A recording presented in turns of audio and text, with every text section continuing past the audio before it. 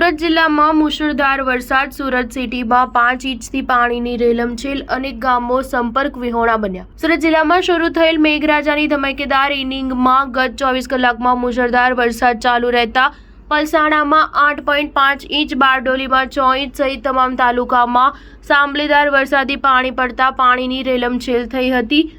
ભારે વરસાદના કારણે કોઝવે ઓવરટોપિંગ થવાના કારણે તથા રસ્તાઓ પર પાણી ફરી વળતા અનેક ગામો સંપર્ક વિહોણા બન્યા હતા. ભારતીય હવામાન વિભાગ દ્વારા સુરત જિલ્લામાં છૂટાછવાયા સ્થળોએ ભારે વરસાદની થયેલી આગાહી વચ્ચે રવિવાર મોડી સાંજે 6 વાગ્યાથી શરૂ થયેલો વરસાદ મોડી રાત સુધી ચાલુ રહ્યો હતો, જેના લીધે અનેક સ્થળોએ પાણી ભરાયા હતા.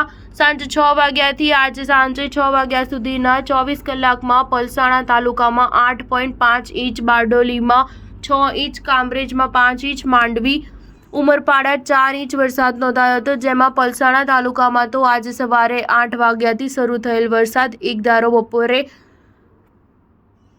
સુધી મન મૂકીને વરસતા આ 8 કલાકમાં જ 6.5 ઇંચ વરસાદ વરસતા નીચાણવાળા વિસ્તારોમાં પાણી ફરી વળ્યા હતા. બારડોલી અને પલસાણામાં ભારે વરસાદના કારણે આ પાણી સુરતની ખાડીમાં આવતું હોવાથી પાલિકાનું તંત્ર પણ એલર્ટ થઈ ગયું હતું. બલેશ્વર ખાડી છલકાતા નેશનલ હાઈવે નંબર 48 ઉપર પાણી ભરાયા હતા, જેને કારણે વાહન વ્યવહારને અસર પહોંચી હતી.